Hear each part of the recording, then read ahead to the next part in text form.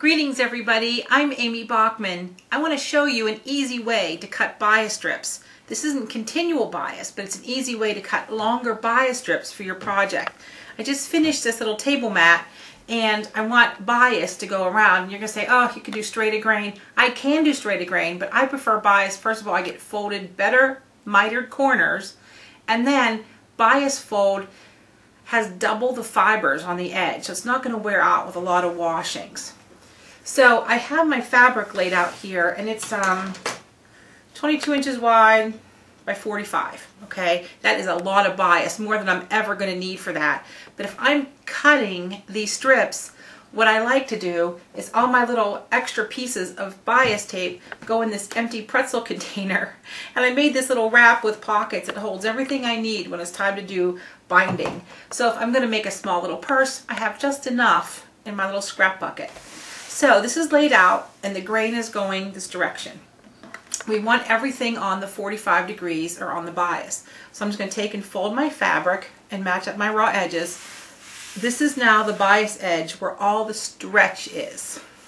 Okay, now we're going to fold this. Traditionally, when I've watched some of my students do this, they take a ruler, they take a second ruler, they lay it down, they try to rotary cut. It's crazy. So we're just going to fold it using my favorite 2.5 by 12 inch Creative Grid ruler. I love this thing.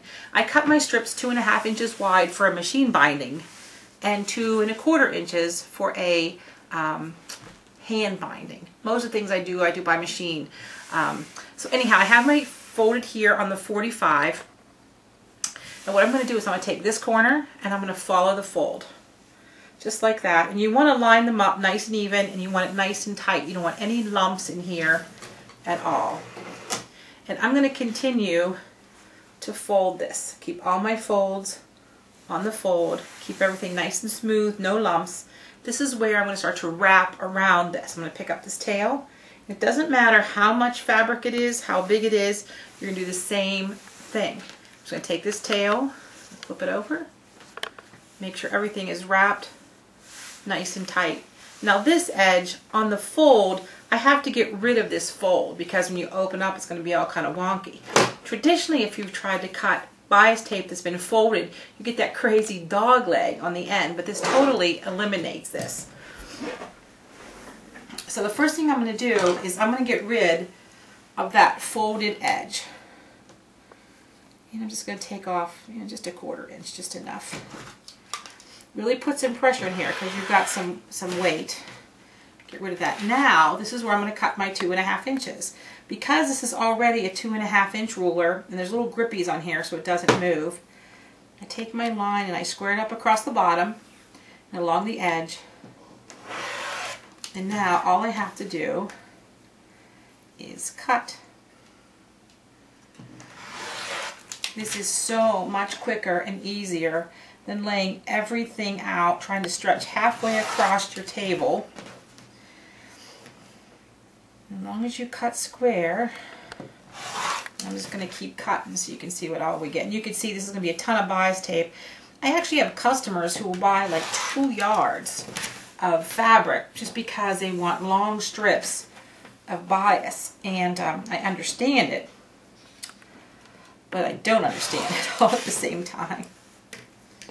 You can see why I like this ruler, because all I'm doing is just using it on the square edge. I don't have to count or measure anything. Now when we get down here to the end, they are going to be kind of short, and that's why I put them in my little pretzel bucket for future use. I guess I get one more cut out of that. And this little triangle, I'll just set it aside. But when you look at how much, these are my first cuts. Look how nice that is. And they're already cut on the 45.